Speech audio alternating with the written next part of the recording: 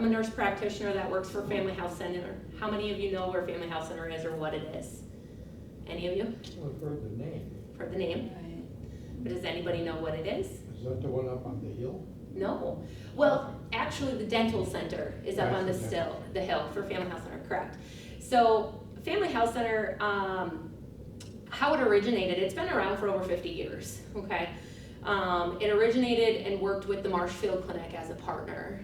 The Marshfield Clinic provided services and primary care for Family Health Center, while Family Health Center focused on dental and AODA services. So they're a federally qualified health organization, which allows them to provide care to patients of all needs, essentially. So they take Medicare and Medicaid patients, we see patients with commercial insurance, pretty much all of the above. We have a sliding scale fee for patients that want to pay out of pocket. There's a lot of options and availability for patients in general just to be seen by Family Health Center, which allows a lot of opportunity for patients, because I know that a lot of Medicaid patients have a hard time finding places to be seen. So Family Health Center went out on its own for primary care a couple years ago already. We're currently located in the City Hall, the old City Hall building. So Patriots Tower now is what it's called. It's across from Pick and Save. We're up on the 6th floor for primary care. 7th floor is our AODA services or our ADR services. ADR. Yep. So alcohol and drug recovery. Is where that is. And then our dental, as you brought up, is on the hill between Security Health Plan and kind of the Marshfield Clinic, that's the hill there. We have multiple other dental centers. I think there's 10 total dental centers around the area. There's 3 AODA departments or ADR departments, and then primary care right now is in Marshfield, and we're working on opening an office in Mercer at the time right now for primary care. Any questions with any of that? So when somebody has Medicare Advantage, I'll call the dental part of it, you'll work with whatever health insurance Yep. provides so- for dental coverage in their Medicare. Right, so there are navigators within our company that know these plans, and they work with these plans, and they see what you're approved for and all the different things, and then they work with you. They discuss, here's what your plan would look like, or here's what we can do for you in that instance. So you just call up, make an appointment to talk to somebody then? Yeah, so if you call, correct, you can call, and it depends on obviously what you're looking for, right? If you're looking for primary care, you call up our primary care, and I have some brochures and cards for today, okay? But if you're looking for primary care services, so what that means is just all around care for your annual physicals, chronic care, problem visits, you name it, sick visits. We provide immunizations, we do blood work. The only thing we don't have access to really in our clinic itself is imaging, but we work with the Marshfield Clinic or Aspirus or wherever you want to go or where your plan will cover for imaging, and we just send that referral out to them. So it's a very easy process in that aspect. But yeah, if you're looking for care, you call primary care services up. They'll get you, they'll take your information and then they'll send it on to the navigators. The navigators will research, they'll call you back, and they'll discuss everything with you. And then you get scheduled up. So, yeah, it's a pretty easy process for the most part. Any other questions? No? Okay. So, let's talk about hypertension. What is hypertension? Does any of you know? Besides reading that? So hypertension is classified as your blood pressure, right? So that's why when you come in for annual physicals or any exam, we check your blood pressure. So if you look here, it's the diagnostic term or the traditional term. It's when the force of blood against the artery walls is consistently too high. So what does that mean? It means that your heart is kind of working hard, right? So it's trying to put the force of the blood out, and it's causing too much pressure and it's working harder. So why is that a problem? So blood pressure is the measurement of the pressure of force of your blood pushing against blood vessel walls. Kind of what we talked about. It has two numbers, right? So it has a systolic number and a diastolic number. So here I kind of talked about what those are. So a systolic, that's your top number. That is when the heart contracts, so it squeezes, right? So that's that squeezing force. The low number, that diastolic number, or that bottom number that we get, is when the heart rests. So it's the top number is how it's squeezing and pushing that blood out to your body. And then the lower number on the blood pressure when we talk about it is when your heart relaxes, when it refills back up with blood. So when that blood comes back into the heart, okay? So that's kind of just what that is all talking about. Does that all make sense? So why is it important? Because long-term high blood pressure without correction can cause damage not only to your blood pressure or to your blood vessels, it can cause serious health conditions, right? So if we have high blood pressure for a really long time that we don't fix, it's gonna cause damage to your heart. What does your heart do? It sends blood to all your other organs.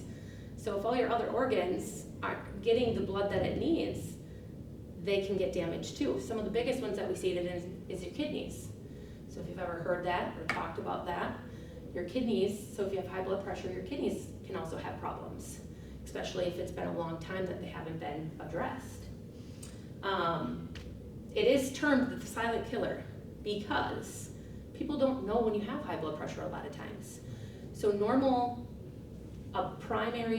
so we're getting into that next, but primary blood pressure or hypertension, a lot of times doesn't have symptoms. Unless occasionally some people could get a headache. Sometimes you may feel off. Usually if it's a low blood pressure, you get more of that dizziness, lightheaded feeling, like you're gonna faint, because it's not getting enough blood. But when we talk about high blood pressure, a lot of times people don't know they have it until you get your blood pressure checked, right? So, lifestyle causes of hypertension. We kind of talked about that when you came in today. Stress is a big one, right? Stress causes our whole body to tense up. When we tense up, our veins become constricted, so not as much more force, right? So not as much blood can get through as easily as when they're relaxed. So when that happens, that tension causes your heart to work harder, to push that pressure. It's got to push harder to get the blood where it wants to go. Stress is a big one, okay? Alcohol intake, another big one. Smoking, another big one, right? All the same things. Smoking can cause vasoconstriction, so the veins get more constricted. It also, high cholesterol can cause that problem. So that's why we talk about diet and exercise, right? So high cholesterol can cause resistance in the veins and arteries to get the blood pushed because there's cholesterol built up on those walls, right? So again, now your heart needs to work harder to push that blood where it deserves to be, or where it's supposed to be, okay? That also pertains to that lack of physical activity, just keeping your heart in good shape, essentially, keeping it well going. So some risk factors, right? We talk about this all the time. Patients will come in and they'll say, well, I have high blood pressure because my parents had high blood pressure, right? It's true, there are some biological factors to high blood pressure, same with high cholesterol, same with diabetes. Those things all they can be hereditary, meaning that they follow in the path of families. So there is part of that, but we still have to work on fixing that, even if you do have some biological factors that cause high blood pressure. Being over the age of 55. Do you know why that is? Anybody? Got a guess?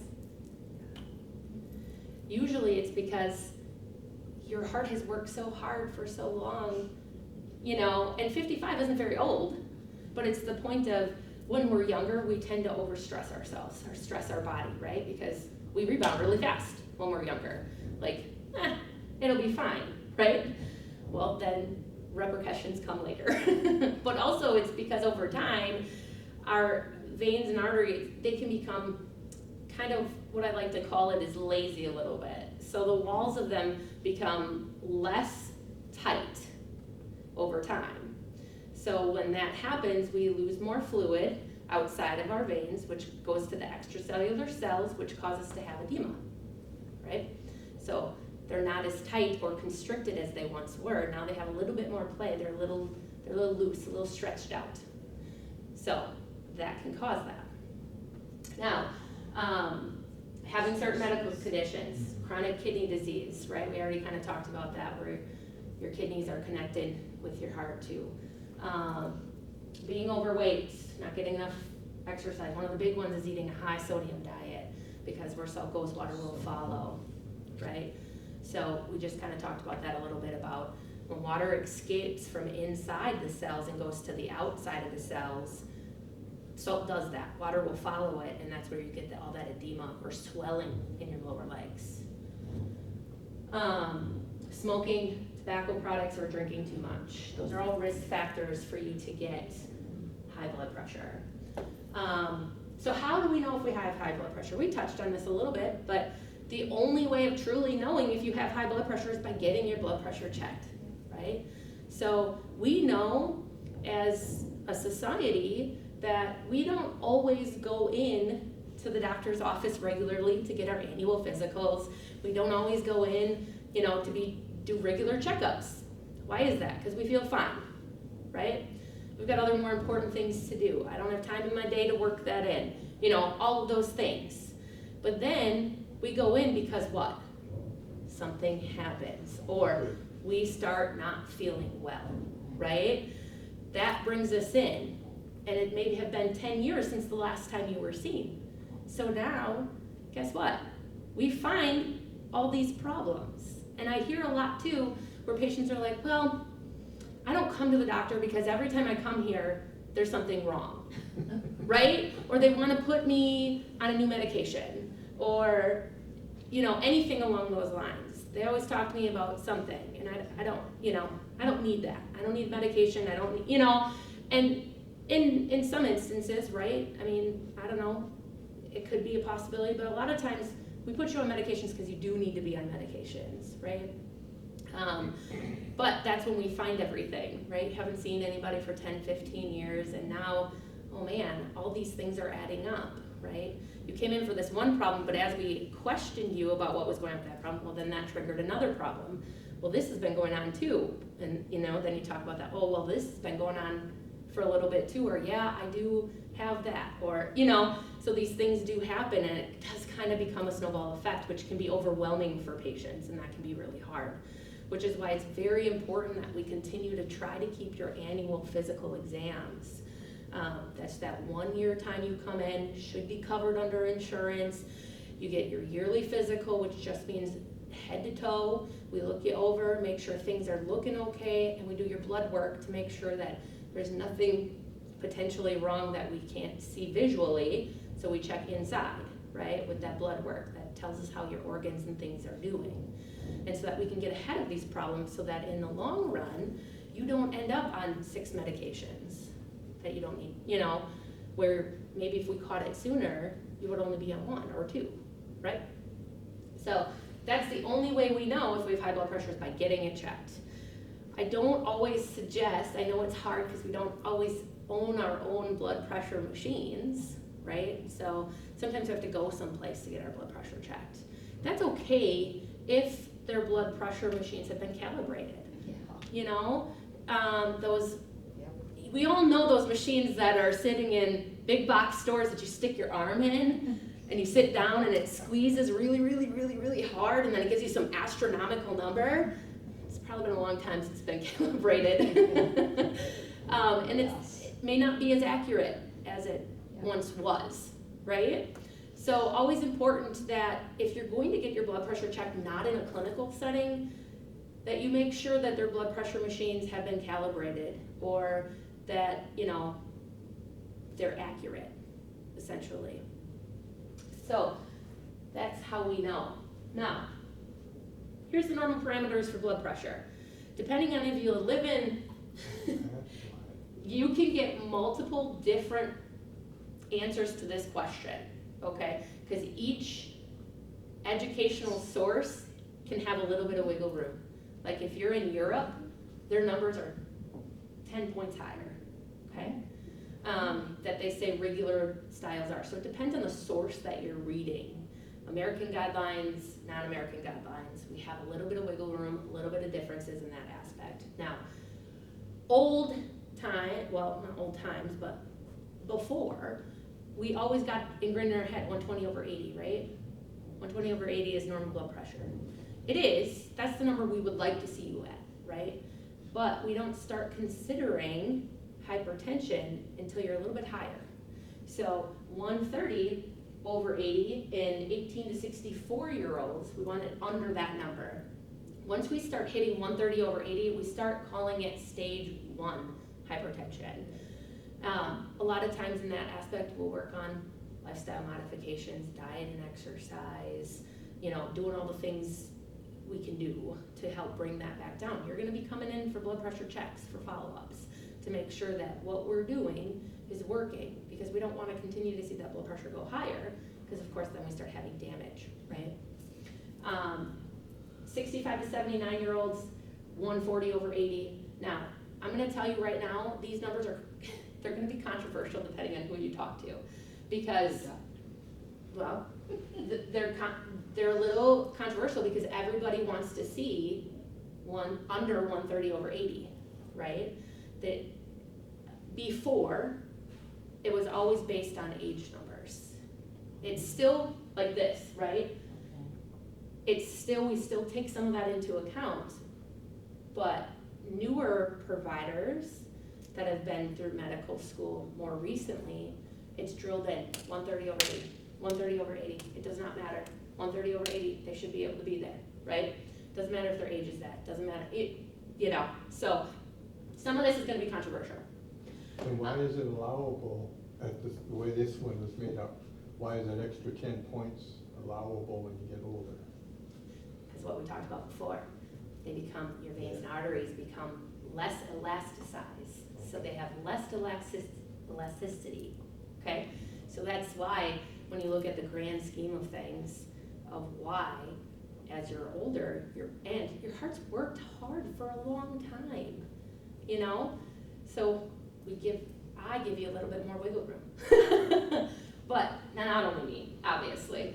But we'd like to take into consideration these things, right? So no matter what, we want to continue to keep it 140/90 at the bare, that's like highest. You want to stay under that if you can, okay? No matter what your age is. Because of that pressure and that toll it takes on your organs and your body by being over that for too long, right? Once we start hitting like 180s, 190s over high 90s, 100s, then we're starting to look at hypertensive crisis. So what that means is we need to fix this now before our organs start failing or having damage to them. Those are big, scary things. That's when you end up generally in the hospital. Generally, we're gonna give you IV medications to help bring that down faster. Because again, your blood pressure, we can't just drop it real quick. Because if we drop it too low, too fast, you're gonna have symptoms from that too. Because all of a sudden your body's been used to running at this higher amount, then all of a sudden we start dropping it too low. Now you have headaches, now you're lightheaded, now you're dizzy, and then of course, if you're dizzy, we don't want you falling and then getting a head injury, right? So we gotta be conscientious about how we do this. So that's why a lot of times we start you on a low dose of the medication, one, to see how it does with your body, but two, because we don't want to just plummet you down. Does that make sense? So we need to be very cautious with our blood pressure on those terms. I threw this in here just for like some informational piece. We're not going to dig into these too deep. There are there's multiple different types of hypertension. The biggest two that we talk about is primary hypertension and secondary hypertension. Secondary means that it's coming from another cause. So it's coming from other organ problems, other syndromes that you have, that type of thing. Primary hypertension is coming solely, it's the primary source. It's the primary reason why you have hypertension, okay? So those non-modifiable things are like age and family history, kind of what we talked about before. You can't fix those things. Those aren't things that we can change. But the things that we can change is our lifestyle, right? Decreasing that salt, decreasing that alcohol, stop smoking, all of those things, you know, exercising more, all of those things are modifiable, meaning that we can fix them without using medication. So, isolated systolic hypertension. So what that means is that top number is high, okay? But your bottom number may still be normal, so it may still be in the 80s. This is the most common cause of blood pressure in older adults. Because remember when we talked about what systolic means and what diastolic means, right? So, as you're older, that squeeze is gonna be, it's higher, that number is higher because of all the things in your veins and arteries, all, you know, the cholesterol, all the stuff. So now your heart's working harder to push that blood through to get to where it needs to go. Which is why with age, that tends to be the most common cause of older adults type of blood pressure. Okay, so it just means that that systolic, that top number, is always elevated, but the bottom number is still fine. And everybody always questions, well, how do I have high blood pressure if my bottom number is normal, but my top number is high, right? Do any of you have this? No, mine What? The systolic hypertension? Yeah, so that top number is high? I just have high blood. You just have high blood pressure. That's okay. Well, That's okay. But I explained that too, right? Arteries have become stiffened, right? Which causes an increase in the peripheral resistance, which means what we've talked about, pushing that blood through. The arteries are now more stiffened. It's harder to get that blood, that force, through those arteries. But you would probably see this one on a gradual basis over time. Generally, not always. Again, if you haven't been seen for 10 years. Well, no. Yeah. If you're reading- Gradually, correct. Yep. Not always, but most of the time we'll see it. Like you came in for one visit, it's a little elevated. It's okay. The next time you come in, oh, it's still a little elevated. You know, and we keep watching it, right? We watch it, we watch it, we watch it until it gets to that level, and now it's like, okay, we have to do something about it. We can't continue to watch it anymore. It's not getting better. Because sometimes we talk about those other symptoms, right? White coat syndrome, right? Everybody knows what white coat syndrome is. So when you come into the doctor's office, you get anxious, right? That's why they make you sit here. That's why they make you sit there. You are correct. But you come in, well, let's think about it. We all know the big health clinic in the area that we go to, right? So you have to park way up in the hill, and then you're trying to get to your appointment on time, so you're hustling and you're stressed because, oh my gosh, I don't want to be late. So you have all that anxiety and stress coming up to that appointment, right? Now you gotta wait in line behind 15 people to check in, and you're like, oh, I'm getting close to time, right? And it causes more stress, it causes more anxiety. So then we check in, and then you may sit in the waiting room for a little bit. It's a possibility. They may pull you back right away. Again, it's really dependent on the day, right, and your provider. But then we're anxious. We just went in, our whole body just went into kind of that fight or flight mode. So when that happens, our blood pressure goes higher, right? So that's why you're correct. That's why we make you sit in the room before we take your blood pressure, because any type of movement, any type of force to make your heart pump harder, which just normal walking around, your heart rate's gonna be different sitting than it is moving, right? So that just tells you that your heart's working harder in those instances. We all know this, between walking and running. Your heart rate's gonna go higher because it's working harder to push that blood out. Well, so in that instance, right, we know that everybody's already walked how far, or to get to wherever you're going, you could have encountered many different things. You got stuck behind a train, you got stuck in a red light. You know, it doesn't matter if you're close to your appointment time or not, anxieties happen throughout the day. Things cause us to have higher blood pressure throughout the day. So that is why you sit. That's exactly why. So, we kind of talked a little bit about this. This is kind of those secondary hypertension things that we didn't really go deep into. But like if you have hypothyroidism, heat intolerance, you know, these are things you might see. You might see more heat intolerance or weight loss, okay, if you have high blood pressure too. Obstructive sleep apnea, daytime sleepiness. Well, obstructive sleep apnea already causes daytime sleepiness because you're not sleeping, you know, your body's not fully getting rest at night because you're waking up snoring or you're not getting enough air. You may not fully be consciously waking up, but your body is. It's not getting full rest, it doesn't hit REM cycle. So what happens is then we're sleepy during the day. But if you've ever been to the doctor's office, one of the questions we talk to you about when you have high blood pressure is, do you snore, right? Do you have more fatigue throughout the day? How's your sleep pattern? Does anybody, you know, anybody that sleeps with you, do they ever tell you, oh my gosh, you snore so much, or they have to roll you over, or you stop breathing, you scared me, right? Because if you have obstructive sleep apnea, chances are you may have hypertension too. So, because that's a secondary thing. So if we fix the obstructive sleep apnea, a lot of times your hypertension will get better also, okay? Diagnosis. How do we diagnose high blood pressure? Well, we need 2 to 3 elevated results at 2 different occurrences, okay? So, like I said before, you come into the clinic one time, it's a little elevated, okay, we watched it. Next time you come in, it's a little elevated again, okay. Now, what's going on? Even if we do a recheck, if it's still elevated, why? Why are you still elevated? Do you have hypertension? You know, then we start looking at diagnosing you with the actual term of hypertension. On your medical chart, you might see an elevated blood pressure reading. That's not classifying you as hypertension yet, okay?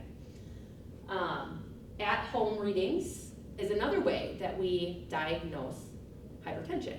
So what we do is we have you go home for 2 weeks. We have you check your blood pressure there every day for 2 weeks because of white coat syndrome, right? That causes us to be more anxious. Seeing somebody that you've never seen before, that if you've seen multiple times just coming into the clinic, you know you get anxious, right? So when you take it at home, you are more apt to be where your body is regularly, right? Because you're home more than you are anywhere else or work. But we don't want to take it at work either because work tends to cause a lot of stressors also. So at home, we take at least one blood pressure every day for 2 weeks. Then what we do is we have you give us a call, or you bring those results in, or we have you be seen for an appointment 2 weeks later. And we look over those results and discuss them, right? Well, you've been kind of high at home, maybe you do have hypertension. Or, nope, your blood pressure looks fantastic at home, and it's just high in the clinic. We'll continue to watch that. We'll occasionally have you take some blood pressures at home, like before your appointments, so that we can log them to prove that you've been taking your blood pressure and it's normal, but when you come into the clinic, it's elevated, right? So that makes sure that all the bases are being touched. You know, we're checking all those boxes, right? So those are how we know if you have high blood pressure. Can't just be off of one reading, because who knows what's going on in your life at that time. Blood pressure. How do we appropriately take your blood pressure? So this is a big one. We don't always take our blood pressure correctly. Even when we go into the clinic, sometimes the blood pressure isn't taken as it should be, and that's when we need to discuss more education on that piece. Because sometimes they pull you back right away, they sit you in the chair, they start talking to you, going through your medications, and then they take your blood pressure, right? Well, if you take your blood pressure correctly, we can't do that. So what you need to do when you take an accurate blood pressure is you need to sit in a well-supported back chair with your feet flat on the ground. Typically a kitchen table is a good place because you want your arms somewhat at heart level, as close as you can get it without being uncomfortable. Because if you're uncomfortable, you're gonna tense, blood pressure is gonna be higher, okay? So, feet flat on the floor, well-supported back chair, arms somewhat at heart level. Next big thing, you have to sit for 5 minutes. But here's the kicker. not actively listening or talking for those 5 minutes. That's a hard one. That's hard for all of us. But you can't actively listen or talk during that time because it can elevate your blood pressure. Also, before you're going to take your blood pressure, I would always suggest going to the bathroom. If you have a full bladder, it can raise your blood pressure. Okay? Don't cross your legs. And right, that's feet flat on the floor. Don't cross your legs. You are correct. So those are like the big things on how we take a really good blood pressure.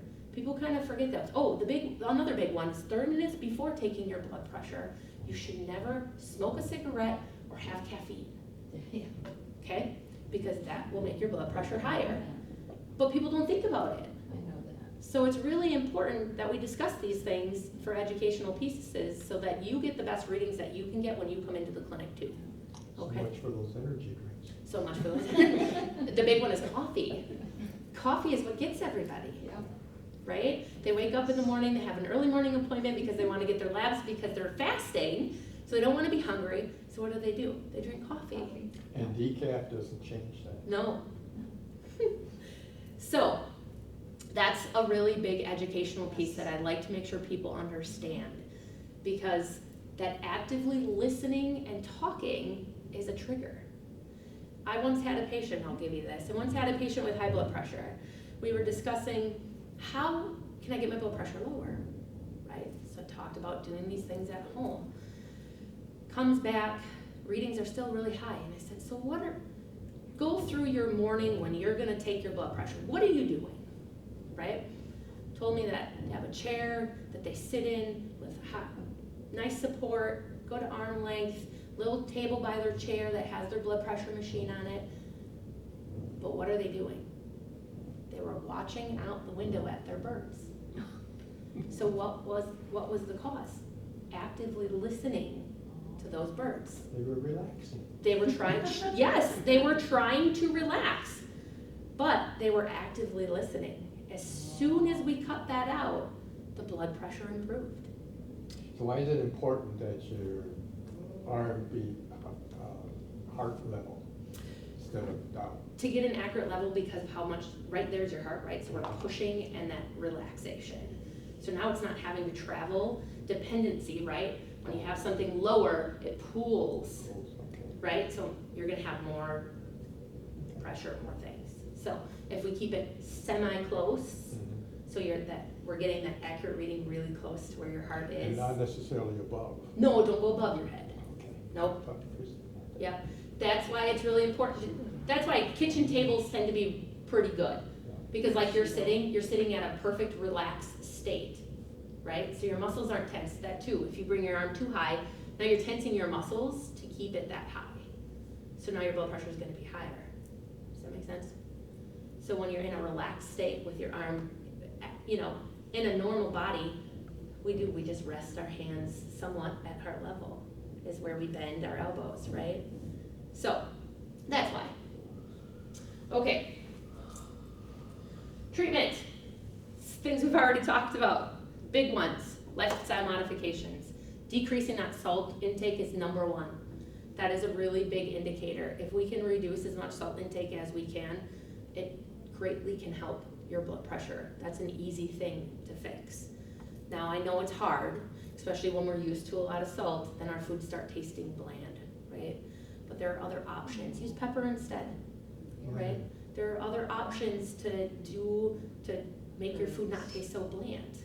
But you gotta be cautious of all those mixed seasonings that are in the store, because a lot of them have iodized sodium. They have salt in them. The other thing is patients like to change it over when they remove salt, right? All of a sudden their next thing that they pick is a potassium replacement. So they use a different one that has potassium as a replacement. That's not good for it. It's not good for it either. We want to stay solely away from those options and go either no salt completely, or like Mrs. Dash's is a better option, has lower sodium, lower concentration with the seasonings, okay? But, as simple as that. It's hard, it is a hard lifestyle change, but guess what? Once you get rid of all that sodium, the next time you have something that you may not have made, say you go to a potluck, Mhm. And you go eat it and you're like, oh, that's so salty, when before it wouldn't have even caught you. And there's sodium in everything that we eat. All natural substances, I'll tell you right now, an apple, a normal size apple, has 80 milligrams of sodium in it naturally, okay? So we get enough sodium in the natural foods that we eat that we don't need to be adding extra on top of it, okay? Normal body only needs 2,000 milligrams a day. And that's not even, it doesn't necessarily need that. That is the limit, is 2,000 milligrams a day. If you looked at your labels of your food that you eat every day, you're gonna be real close to that or over it. Just from the natural sodiums that are in things, okay? So adding makes it so much worse. If you have already heart problems, we're gonna limit that sodium intake even further. Like if you have congestive heart failure, that number's gonna go down even lower. You know, then we're gonna be looking at 1,500 milligrams, or we're gonna be looking at 1,000 milligrams of sodium a day, just because of the extra problems that come with all that, okay? Next thing, managing the underlying conditions, right? If it's secondary hypertension, let's manage the diabetes. When we get our diabetes under control, our blood pressure is gonna get better, right? Manage those kidney problems. If we manage that, then our blood pressure will get better, okay? Medication management, of course, is also, right? We try the lifestyle things, decrease alcohol, decrease smoking, decrease salt, work out more, eat better, right? That's not working. It's worked, maybe it's helped some, but it's not fully working, then we start looking at medication management, right? So that's when we start adding those medications on board, okay? And the biggest one is continue to follow up with your provider, right? Because we want to keep an eye on that blood pressure. I mean, if there's one thing I hope that gets taken away today, is that blood pressure is the silent killer. So that you realize how important it is to keep your blood pressure managed, right? So, as I was talking, lifestyle modifications can help decrease blood pressure. Getting your blood pressure checked is important to maintain your health. Any questions for me? This goes way back before my dad even knew what blood pressure was. Yeah.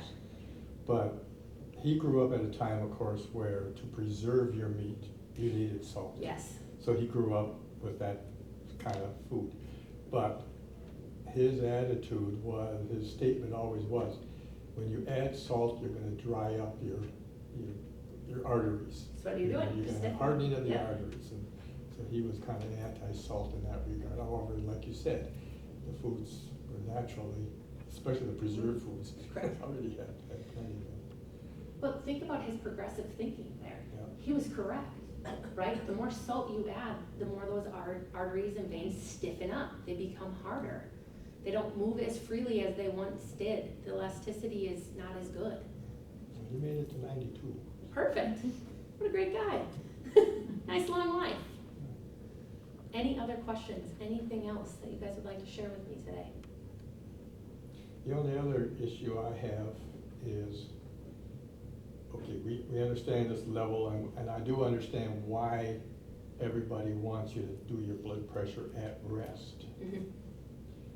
But I look at it that if your high blood pressure goes up on a short notice quick enough, I look at it, well, something could explode and blow up. And I'd much prefer to at least have a test periodically, right after I mow lawn, or right after I'm washing the car, or when I'm physically active at the Y, just to know where the high level is. Then you should take your blood Yeah, pressure well- and Yep. then sit for 15 minutes And and then retake it. Yep. They tell you Exactly. that. Yep. If you really wanna know what happens when you're Active. doing all this, Physically active. take it right Right away. then, Mhm. and then sit 15 minutes, and then Yep. take it again, and. See how we come, yep, that, you're correct, that's Yeah. exactly correct. There's not really like a blood test to do, right, to measure your blood pressure. There's no way of measuring that besides doing the pressures, the squeezing, right? That's why we do manual blood pressures. That's the only way of seeing how the forces are. Now, of course, do we have tests that help us with that? We do. We have echocardiograms, right? They look at the structure of your heart, they work at how well they're working, we have stress tests, right? And that's part of what you're talking about too, right? We amp you up, get you real high. Either it's a medically induced stress test or it's a physical stress test where they put you on a treadmill, okay? Those are the two ways we do a stress test to watch how your heart operates under stress. What is going on when you are stressed?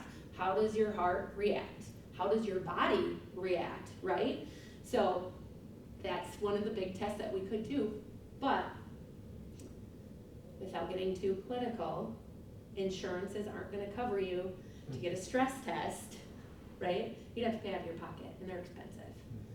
So they're not gonna cover you to get a stress test just because you wanna know, or because every time you're active, you wanna see how bad it gets, right? Have you ever seen or heard of anybody, especially if hypertension came on suddenly, Mm-hmm. have you ever seen anybody technically get off the medication because then blood pressure was not a problem later on? There's a possibility of that happening. It all amounts to the workup. Why was it caused? Is it a secondary problem or is it a primary problem, right? So there's a lot of pieces to that question. If people do everything right and they don't have big family history of things, they're not, they're following all the rules, they do all the things, there is a possibility that you could get off your meds. There's a possibility. I will never say that there's never a possibility, okay? We can definitely do things in our life that makes changes, just like diabetes. At least type 2. Yeah. Type 1, it doesn't work that way. But if you're type 1 diabetic or type 2 diabetic, you can become non-diabetic, right? You can get off all your medications, you can change that. How do you change it?